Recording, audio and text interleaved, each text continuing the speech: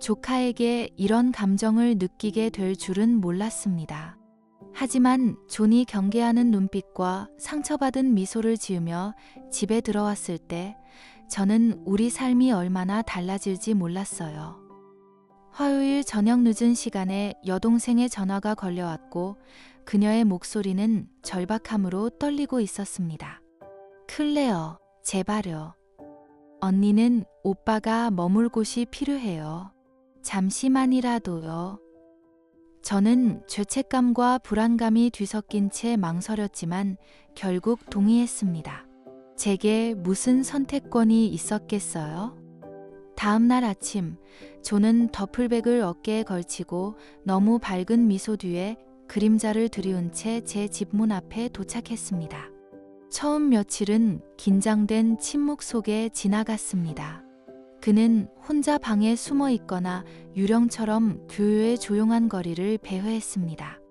저는 어색한 대화를 강요당하지 않아서 괜찮다고, 오히려 더 좋다고 스스로에게 말했죠. 하지만 요로움은 특히 한밤중에 찾아오는 법이 있습니다.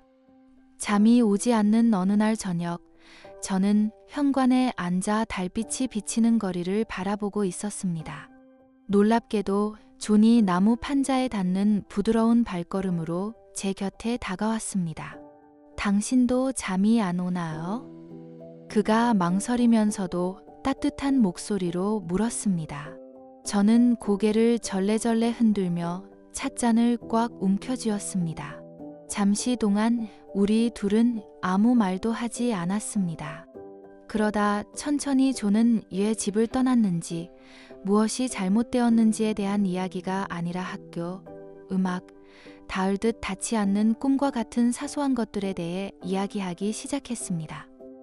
그의 마른 가뭄 끝에 내리는 단비처럼 거침없이, 가감없이 쏟아져 나왔습니다. 이야기를 듣는 동안 이모와 조카 사이를 가로막고 있던 형식의 벽에 균열이 생기는 듯한 느낌이 들었습니다. 다시 안으로 들어갔을 때 저는 이것이 시작에 불과하다는 느낌을 떨쳐버릴 수 없었습니다. 그날 밤에 촉발된 관계가 무엇이든 간에 그 관계는 끝이 없었고 우리 중 누구도 그것이 어디로 이어질지 예측할 수 없었습니다. 우리 둘 다 계획하지는 않았지만 심야 회담은 우리의 의식이 되었습니다. 처음에는 저녁 식사 후 주방에 남아있거나 방으로 돌아갈 것으로 예상했던 시간이 한참 지난 후에도 현관에 서 있는 존을 발견하는 것이 저만의 일이었습니다. 잠이 안 와? 무심코 물어보면 존은 어깨를 으쓱하며 악몽이나 불안한 생각에 대해 중얼거리곤 했습니다. 하지만 시간이 지남에 따라 이러한 짧은 대화는 더 깊은 대화로 발전하여 바깥 세상이 사라지는 듯한 몇 시간 동안의 대화로 이어졌습니다. 존은 처음에는 저를 얼마나 믿을 수 있는지 시험하듯 말을 멈췄습니다. 그는 자신을 대수롭지 않게 여겼던 아버지, 자신의 실망에 사로잡혀 아들의 고통을 보지 못했던 어머니 등 자신의 삶의 단편적인 이야기를 들려주었습니다. 그리고 실수, 즉 싸움, 무모한 결정, 가장 필요할 때 그를 포기한 사람들에 대해서도 이야기했습니다. 각각의 이야기는 그의 어깨에서 내려진 무게처럼 느껴졌지만 그가 짊어진 상처를 들여다보는 창이기도 했습니다. 저는 판단하지 않고 조용히 고개를 끄덕이거나 우리 사이의 침묵이 무거워질 때면 작은 위로의 말을 건네며 경청했습니다. 어느 날 밤 그는 속삭이듯 겨우 속삭이는 듯한 목소리로 당신이 왜 저에게 이렇게 잘해주는지 모르겠어요. 라고 고백했습니다. 우리는 현관 계단에 나란히 앉아 있었고 시원한 공기가 우리를 수유처럼 감싸고 있었습니다. 지금쯤이면 대부분의 사람들이 저를 쫓아냈을 겁니다. 모든 사람에게 두 번째 기회가 주어지는 건 아니죠. 저는 시선이 어두워진 앞길을 바라보며 부드럽게 말했습니다. 하지만 당신은 그럴 자격이 있을지도 모르죠. 그는 바로 대답하지 않았고 제가 그를 쳐다보았을 때 그의 입가에 희미한 미소의 흔적이 보였습니다. 정확히 말하자면 행복이라기보다는 안도감에 가까웠습니다. 마치 누군가 그의 내면에 엉켜있던 혼란을 드디어 이해해 준 것 같았죠. 그리고 솔직히 저는 이해했습니다. 그의 투쟁이 구체적인 내용이 아니라 그 이면의 외로움을요. 보이지 않고 들리지 않고 무슨 일을 해도 결코 충분하지 않은 것 같은 느낌. 그것은 제가 너무 잘 아는 고통이었습니다. 몇 주가 지나면서 우리 사이에도 변화가 생겼습니다. 가족적인 애정에서 시작된 감정이 다른 형태로 변하기 시작했는데 정확히 이름을 지을 수는 없었지만 무시할 수도 없었습니다. 클레어는 인생이 자신에게 던져준 모든 일에도 불구하고 계속 앞으로 나아가는 존의 회복력에 감탄했습니다. 그녀에게 존은 단순히 말썽꾸러기 소년이 아니라 겉으로 드러나지 않더라도 깊이와 강인함을 지닌 사람이었습니다.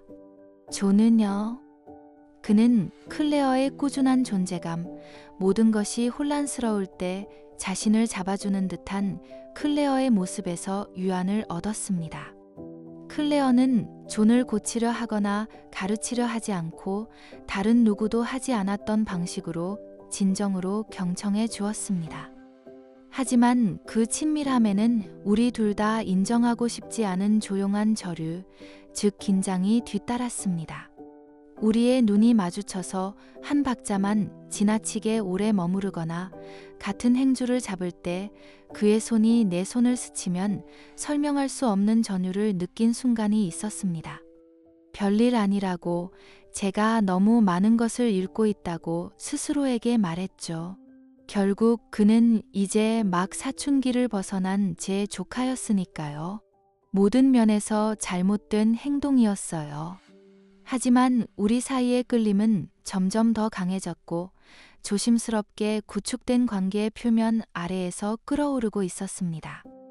어느 날 저녁 소파에 함께 앉아 오래된 사진첩을 넘기던 존은 고인이 된 제 남편의 사진 앞에서 멈칫했습니다. 그는 어땠어요? 그는 평소보다 부드러운 어조로 물었습니다.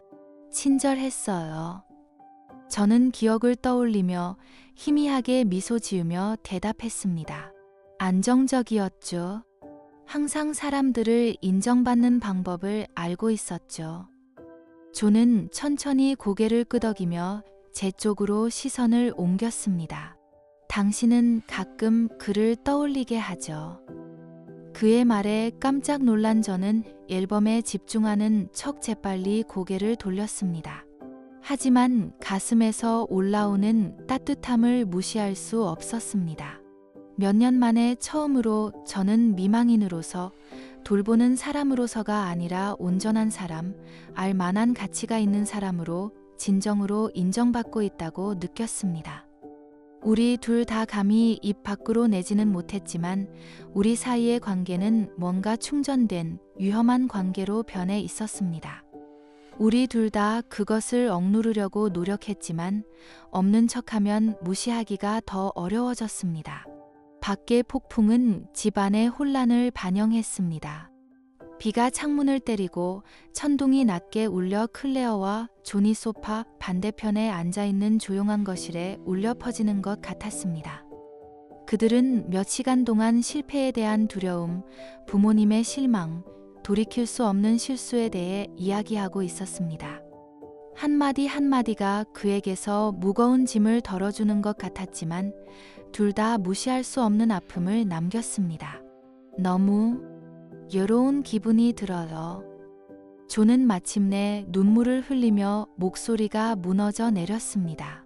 아무도 저를 보지 않는 것 같아요. 그는 잃어버릴까 봐 두려워 무언가를 붙잡으려는 듯 두 손을 꽉 쥔 채 아래를 내려다보았습니다. 클레어는 그의 목소리에서 느껴지는 상처의 가슴이 뒤틀렸습니다. 그녀는 아무 생각 없이 손을 뻗어 유로의 제스처로 그의 팔을 쓰다듬었습니다. 하지만 피부가 닿는 순간 무언가 바뀌었습니다. 두 사람 사이의 공기가 무언의 그리움으로 갈라지는 듯했고 두 사람 모두 억누르려고 애썼던 감정으로 가득 찼습니다. 둘 중 누구도 말을 하기 전에 존은 그녀를 향해 고개를 돌렸고 그의 시선은 숨을 멎게 할 정도로 강렬하게 그녀를 응시했습니다. 당신은 나를 진정으로 이해해준 유일한 사람이에요. 그는 떨리는 목소리로 속삭였습니다. 그리고 그녀가 대답하기 전에 그는 몸을 기울여 두 사람 사이의 거리를 좁혔습니다. 두 사람의 입술은 억눌린 감정과 금지된 욕망으로 가득 찬 키스를 주저하며 부드럽게 맞닿았습니다. 순간 시간이 멈춘 것 같았습니다. 클레어는 현실이 파도처럼 밀려오자 정신이 혼미해지며 얼어붙었습니다. 저들이 뭐 하는 거지? 이건 잘못된 행동이었지만 그의 따뜻한 손길이 오래도록 남아서 인정할 수 없었던 감정에 불을 붙였습니다. 두 사람은 거의 순식간에 멀어졌고 두 사람의 얼굴에는 충격이 가득했습니다. 클레어는 죄책감과 공포로 뺨이 타들어가면서 비틀거리며 뒤로 물러났습니다. 오, 맙서사. 그녀는 고개를 저으며 중얼거렸습니다. 우린 안 돼요. 그러면 안 돼요. 미안해요. 존은 얼굴이 창백해지고 목소리가 속삭이듯 간신히 들렸습니다. 그럴 의도가 아니었어요. 그러지 말았어야 했어요. 제 생각에는 그의 말은 끊어졌고 그의 눈에는 불확실성이 깜박거렸다. 클레어는 이마에 손을 대고 흥분하는 마음을 진정시키려고 애썼습니다. 괜찮아요. 그녀가 재빨리 말했지만 그녀의 말투는 그녀가 얼마나 불안한지 알 수 있었다. 그냥 이 일은 잊어버리자고요. 하지만 두 사람 사이에 불꽃이 사라지지 않는 상황에서 있는다는 것은 쉬운 일이 아니었습니다. 두 사람은 충격에도 불구하고 그 순간 느꼈던 위로와 그리움, 이성을 거스르는 끌림을 부정할 수 없었습니다. 위험하고 무모한 행동이었지만 클레어는 몇 년 만에 처음으로 자신이 진정으로 살아있다고 느꼈습니다. 이런다고 달라지는 건 아무것도 없어요. 그녀는 남편보다 자신을 더 설득하기 위해 단호하게 말했습니다. 우린 가족이에요. 존, 이 선을 넘으면 안 돼요.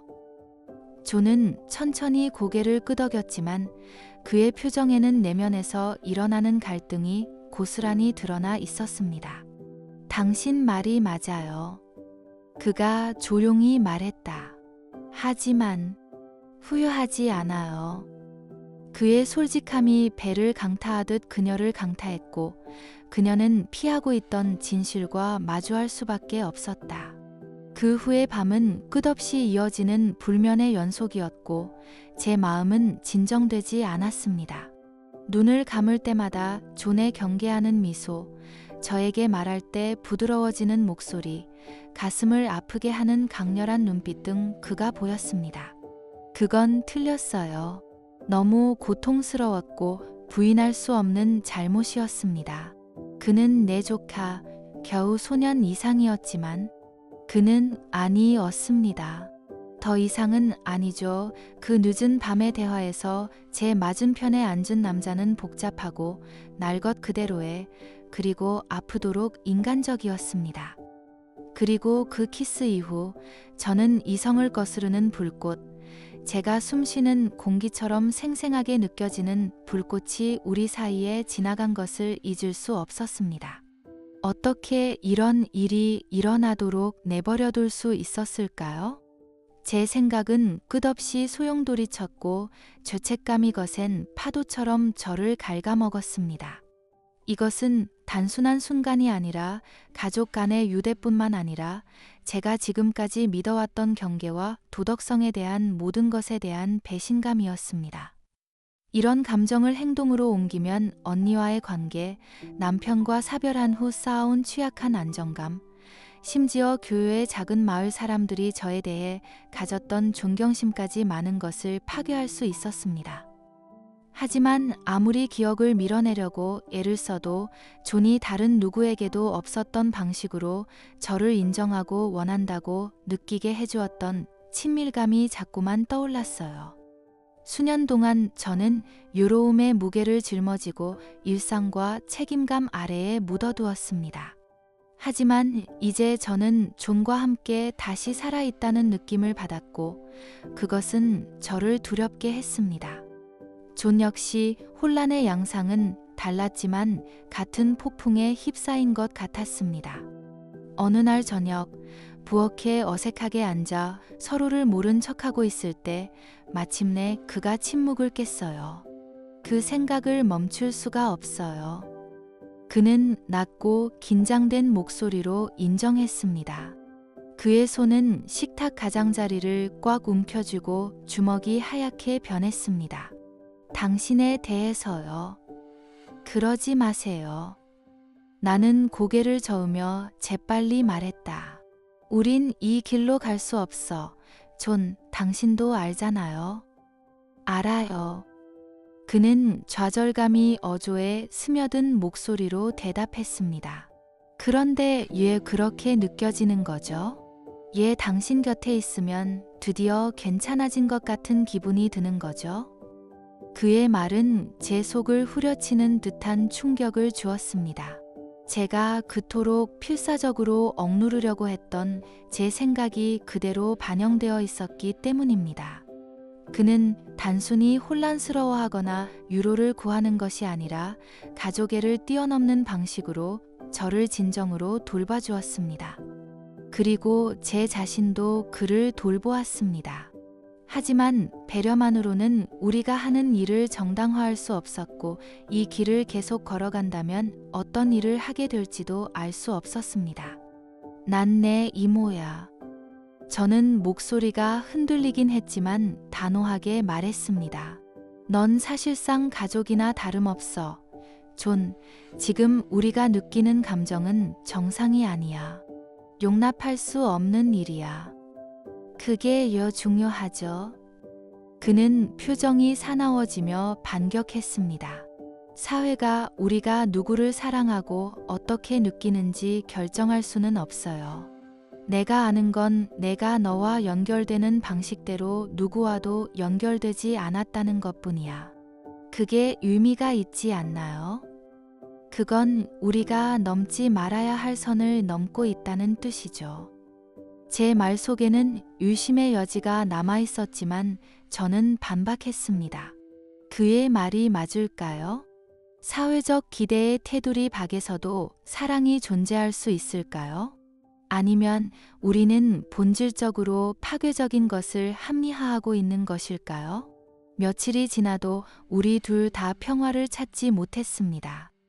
존은 제 신뢰를 배신했다는 죄책감에 시달렸고 저는 소중한 모든 것을 잃을지도 모른다는 두려움에 시달렸습니다.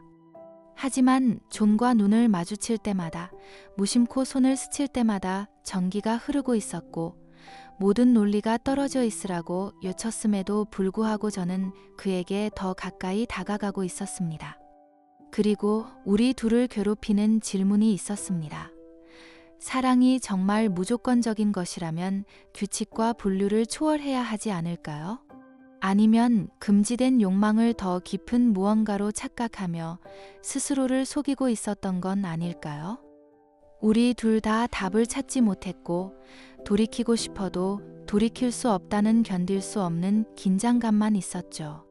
첫 키스 이후 며칠 동안은 서로를 훔쳐보는 눈빛과 무언의 긴장감으로 흐릿했습니다. 우리는 모든 것이 괜찮은 척 평범한 척 행동하려고 노력했지만 우리 사이의 공기는 무시할 수 없는 에너지로 가득 차 있었습니다.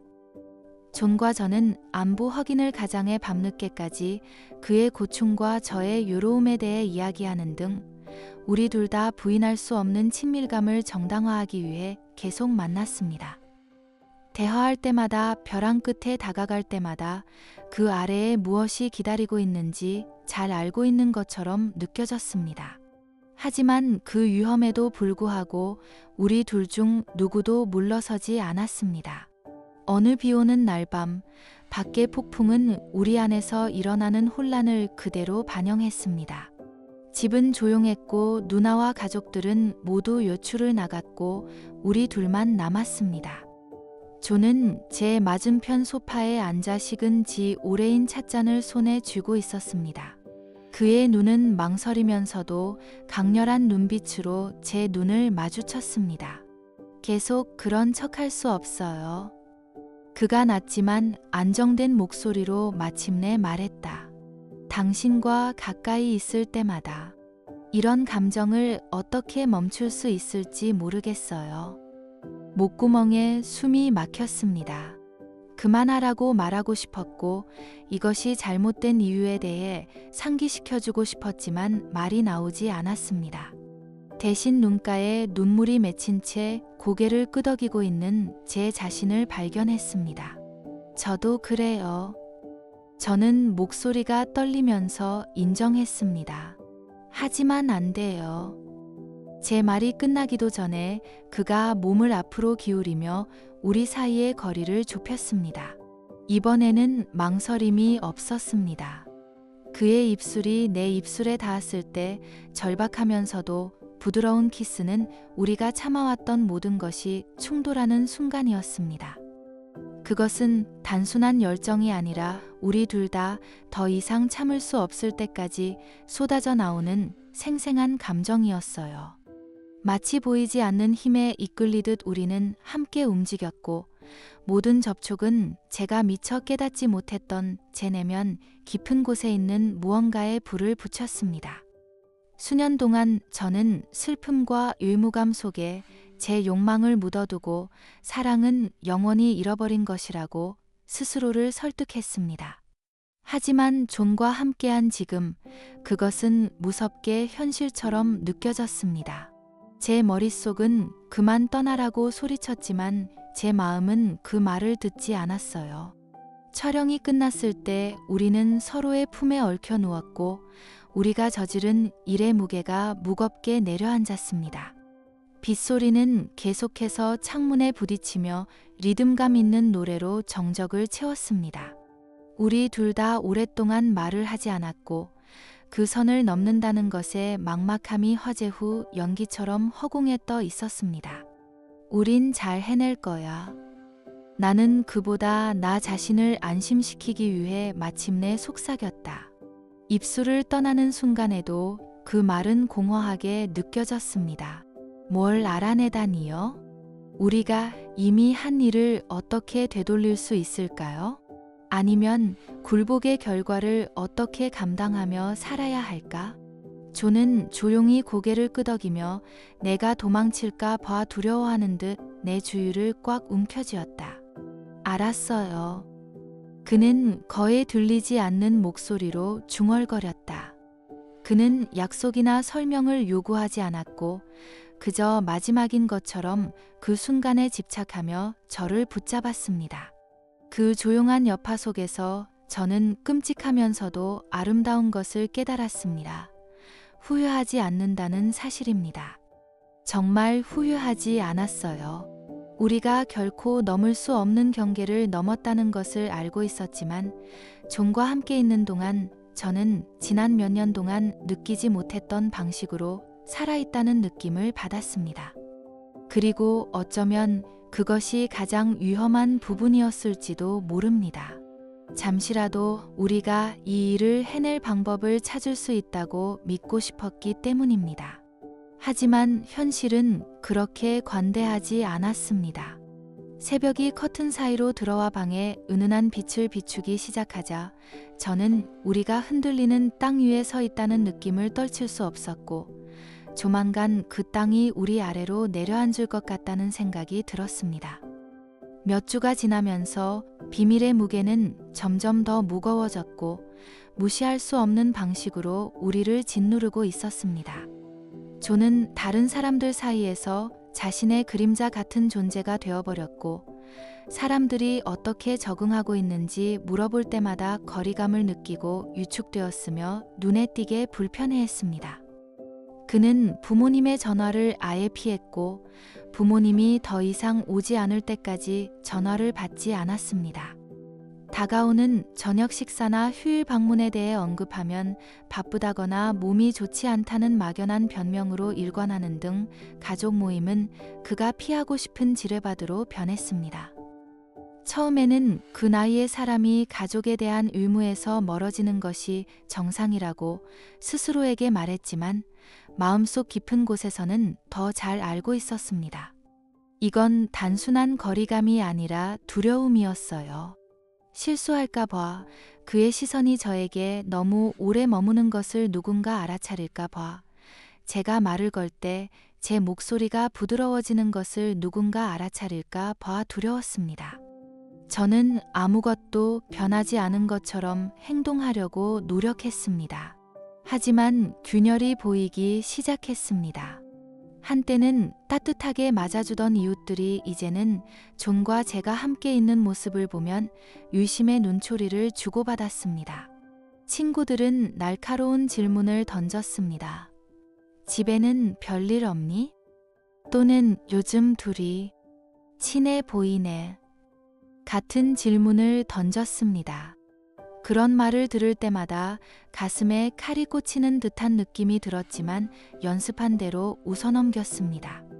하지만 점점 커지는 편집증을 떨쳐버릴 수 없었고 우리 둘 중 누구도 벗어날 수 없는 현미경으로 우리를 감시하고 판단하고 해부하고 있다는 느낌을 떨쳐버릴 수 없었습니다. 전환점은 예고 없이 찾아왔습니다. 어느 날 아침 커피를 마시며 휴대폰을 훑어보다가 깜짝 놀랐습니다. 모르는 웹사이트로 연결되는 링크가 알림으로 떴기 때문입니다. 링크를 클릭하자마자 속이 울렁거렸고 사진 한 장과 마주하게 되었습니다. 존과 제가 마을을 나란히 걷고 현관에 함께 앉아 평온한 대화를 나누며 웃고 있는 모습이었습니다. 그 아래 캡션에는 스캔들과 배신을 암시하는 날카롭고 잔인한 문구가 적혀 있었습니다. 저는 스크롤을 더 내려서 함께 첨부된 메시지를 읽으며 손이 떨렸습니다. 돈을 지불하지 않으면 모두가 알게 될 것이다. 공황이 몰려와 숨이 막힐 듯이 뜨거워졌습니다. 누가 이런 짓을 할 수 있었을까요? 그들은 얼마나 알고 있었을까요? 그리고 이 이미지가 제 여동생이나 더 심한 경우 에단에게 전달되면 어떻게 될까요? 저는 즉시 존에게 전화를 걸어 떨리는 목소리로 제가 발견한 사실을 이야기했습니다. 그날 오후 집에 도착한 존의 얼굴은 창백했고 턱을 꽉 움켜쥐고 있었습니다. 그 사람이에요. 그는 우리의 갇힌 짐승처럼 거실을 서성이며 침울하게 말했습니다. 내 과거의 누군가, 복수를 원하는 사람. 무슨 복수요? 나는 대답을 듣고 싶은지 확신할 수 없었지만 물었다. 모든 것에 대한 복수요. 그는 머리를 손으로 쓸어 넘기며 중얼거렸다. 모든 것을 다 잊었다고 생각했는데 그렇게 쉽게 보내주지 않을 줄 알았어야 했어요. 우리는 돈을 지불할지, 협박범과 대면할지, 아니면 그냥 기다렸다가 일이 무마되기를 바랄지 등 어떻게 해야 할지 몇 시간 동안 고민했습니다. 하지만 모든 선택지가 불가능해 보였고 모든 길은 위험으로 가득 차 있었습니다. 날이 갈수록 더 많은 메시지가 등장했고 긴박함과 적대감은 점점 더 커졌습니다. 사진이 동영상으로 바뀌고 우리도 모르는 사이에 대화 내용이 캡처되었습니다. 배우가 누구든 그들이 원하는 것을 주지 않는 한 멈추지 않을 것이 분명했습니다. 그리고 죄책감도 있었죠. 우리 관계를 숨긴 것뿐만 아니라 존을 더 깊은 수렁으로 끌어들인 것에 대한 죄책감이 들었죠. 존을 볼 때마다 그의 눈에 비친 두려움이 제 마음을 갉아먹는 것 같았습니다. 우리는 넘을 수 없는 선을 넘었고 이제 그 선은 우리뿐만 아니라 우리가 아끼는 모든 사람을 파괴할 위협이 되었습니다. 어느 날 저녁 잠 못 이루는 밤을 천장을 바라보며 보낸 끝에 저는 마침내 무너졌습니다. 이제 그만 끝내야겠어. 저는 눈물을 흘리며 속삭였습니다. 더 나빠지기 전에요. 존은 분노와 절망 사이에서 갈등하는 표정으로 저를 쳐다보았습니다. 당신이 결정할 수 없어요. 그가 떨리는 목소리로 말했습니다. 다시는 날 밀어낼 수 없어요. 그 모든 일을 겪고도요. 난 당신을 보호하려는 거야. 나는 목소리가 갈라지면서 반격했다. 모르겠어요. 내가 아니었다면 이런 일은 없었을 거라고요. 그리고 내가 당신을 잃어도 아무 상관없어요.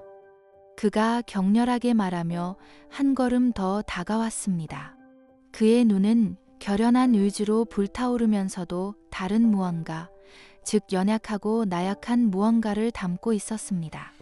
우리가 해결해낼 거야. 함께요. 하지만 그가 저를 품에 끌어안는 순간에도 저는 제 안을 갉아먹는 의심을 잠재울 수 없었습니다. 우리가 정말 살아남을 수 있을까? 아니면 이미 너무 늦은 걸까요? 천둥이 낮게 울리고 번개가 하늘을 갈기갈기 찢어놓는 폭풍우가 몰아치던 날 오후였습니다. 저는 부엌에서 차를 준비하며 떨리는 손을 안정시키려 애쓰고 있었는데 초인종이 울렸습니다. 오늘은 예상치 못한 손님이 올 거라 생각하니 가슴이 조여왔습니다. 문을 열자 존의 아버지가 분노로 창백해진 얼굴로 온라인에 떠도는 사진에 구겨진 출력물을 움켜쥐고 서 있었습니다. 당신, 그가 침을 뱉으며 사진을 제 쪽으로 밀었습니다. 무슨 짓을 한 거야? 저는 얼어붙어 목에 숨이 막혔습니다. 그 비난은 날카롭고 가차없는 펀치처럼 저를 강타했습니다. 전 무슨 말인지 모르겠어요. 입술을 떠나는 순간에도 공허한 느낌이 들었지만 더듬더듬 말을 이어갔습니다. 거짓말하지 마. 그가 소리치며 초대장도 없이 안으로 들어왔다. 그의 목소리가 조용한 집안에 울려 퍼졌고 말마다 분노가 가득했습니다. 이 사진들 내가 장님인 줄 알아? 당신은 내 아들을 착취하고 당신의 병든 욕망을 위해 그를 조종하고 있어요. 아니야. 나는 가슴을 파고드는 두려움에도 불구하고 목소리를 높이면서 반격했습니다. 그런 게 아니에요. 그런 적 없어요. 우리 사이에 무슨 일이 있었든 그건 합의에 의한 것이었어요. 착취가 아니라 진짜였어요. 그의 눈이 커지면서 불신이 어두운 색으로 변했습니다. 진짜라고요? 당신은 그의 이모잖아요, 클레어. 걘 아직 어린애예요. 그는 더 이상 어린애가 아니에요. 저는 목소리가 떨리긴 했지만 단호하게 말했습니다. 네, 모든 사회적 기준에서 보면 복잡하고 잘못된 일이지만 강요하거나 조작하지 않았어요. 우리는 서로를 아끼고 있습니다. 그건 사실입니다. 그가 대답하기 전에 조는 표정은 읽을 수 없었지만 그의 존재감은 강렬했습니다. 그만해요. 그의 목소리가 긴장감을 칼로 자르듯 잘라내며 말했다. 아빠, 엄마를 탓하지 마세요. 이건 엄마 잘못이 아니라 제 잘못이에요. 우리 둘 다 깜짝 놀라 아버지를 바라보았습니다. 아버지는 충격이 얼굴 전체에 파문을 일으키며 그를 노려보았습니다. 무슨 말씀이세요? 제가 그녀를 쫓았어요. 조는 폭풍우가 몰아치는 상황에서도 단호한 어조로 인정했습니다. 제가 시작했어요. 그녀가 더 이상 거절할 수 없을 때까지 밀어붙였어요. 책임질 사람이 있다면 그건 저예요. 아니요. 저는 고개를 저으며 속삭였습니다. 존, 이러지 마. 하지만 그는 흔들리지 않았다. 대신 그는 아버지에게 한 걸음 더 다가가 시선을 정면으로 마주했다. 날 미워하고 싶으면 미워해도 좋지만 어머니는 빼주세요. 그녀가 나를 조종한 게 아니라 내가 그녀를 조종했어. 그리고 저는 그녀를 사랑하기 때문에 다시 한 번 더 할 것입니다. 창문을 두드리는 빗소리를 제외하고는 방이 조용해졌습니다. 그의 고백은 날 것 그대로의 파괴적인 느낌으로 공중에 떠돌았고 우리 모두는 우리가 저지른 일의 현실을 직시할 수밖에 없었습니다. 사랑? 정말 그게 사랑이었을까? 아니면 금지된 욕망을 더 깊은 것으로 착각하며 스스로를 속이고 있었던 걸까? 아버지가 마침내 말했을 때 그의 목소리는 낮고 도끼 어린 목소리였습니다. 여기 계속 있으면 너희 둘 다 돌아갈 수 없는 삶을 살게 할 거야. 내 말 알아듣겠니? 존은 턱을 꽉 다물고 천천히 고개를 끄덕였다. 아버지가 문을 쾅 닫고 나가자 모든 것의 무게가 우리를 덮쳤습니다. 저는 존에게 간청하면서 눈물이 흘러내렸습니다. 넌 이 도시를 떠나 멀리 떨어진 곳에서 새 출발해야 해. 제발, 존, 당신 자신을 위해서요. 그리고 당신을 떠나라고요. 그는 목소리가 꺾인 채 물었습니다. 우리가 겪은 모든 일을 생각하면 난 떠나지 않을 거예요. 지금은 안 돼요. 절대로. 하지만 그들은 당신을 파괴할 거예요. 나는 더 꽉 붙잡으면 피할 수 없는 운명을 바꿀 수 있다는 듯 그의 팔을 꽉 움켜쥐며 울부짖었다. 어차피 우릴 찢어 놓을 거예요. 그럼 그렇게 해보게 놔둬요. 그는 나를 품에 끌어안으며 격렬하게 말했다. 난 우릴 포기하지 않을 거야, 클레어. 당신이 말하지 않는 한은요. 하지만 그럴 수 없었습니다. 밖의 폭풍이 내 안의 혼란을 비추는 동안에도 나는 그를 놓지 않고 매달렸다. 이야기는 며칠 후 모호하게 끝납니다. 저는 거실에 혼자 앉아 존이 머리를 비우기 위해 잠시 사라지기 전 쓴 편지를 바라보고 있었습니다. 비가 창문을 두드리며 바깥 세상이 회색 줄무늬로 흐려지고 있었습니다. 희망과 절망 사이에 갇힌 제 표정은 읽을 수 없었습니다. 우리는 함께 삶을 재건할 방법을 찾을 수 있을까요?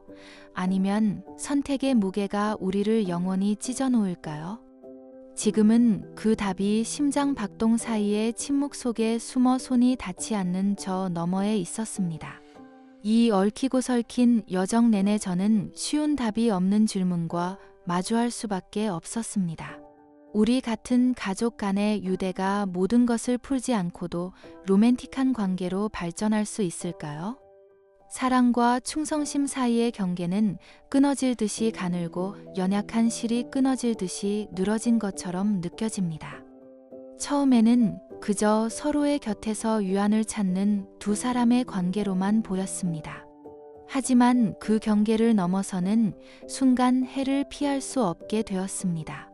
훔쳐보는 시선 하나, 속삭이는 고백 하나하나가 서로에 대한 신뢰를 무너뜨렸습니다.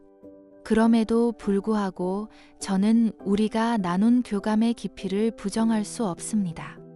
비록 그것이 잘못되었다 할지라도 날 것 그대로의 진솔한 교감이었죠. 욕망과 기대를 조화시키는 것이 저의 가장 큰 어려움이었습니다. 사회는 누구를 어떻게 사랑해야 하는지 알려주지만 마음은 규칙을 따르지 않아요. 존에 대한 제 감정은 논리를 거스르고 도덕을 거스르면서도 고집스럽고 완고했습니다. 그렇게 강력한 감정이 무시되기를 거부할 때 어떻게 침묵시킬 수 있을까요? 저는 우리가 혼돈을 이겨낼 수 있다고, 우리의 유대가 쌓을 가치가 있다고 믿고 싶었습니다.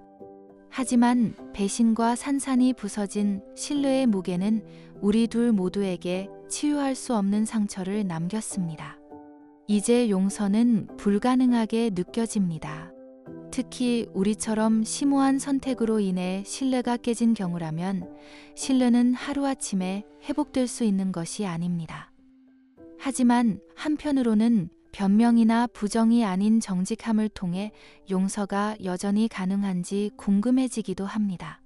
어쩌면 용서는 다른 사람이 아니라 우리 자신으로부터 시작되는 것일지도 모릅니다. 우리가 저지른 일을 직면하고 진정으로 소유할 수 있다면 치유에 대한 희망이 있을지도 모릅니다. 아니면 상처가 너무 깊어 완전히 아물지 않을 수도 있습니다. 어느 쪽이든 한 가지 확실한 것은 우리 같은 사랑은 아무리 노력해도 지워지지 않는 상처를 남긴다는 것입니다. 우리의 관계는 처음부터 운명이었던 걸까요? 아니면 진정한 사랑은 가장 어두운 폭풍우 속에서도 살아남을 수 있을까요? 저는 해답을 알지 못하며 단지 그 아픔이 남아있을 뿐입니다.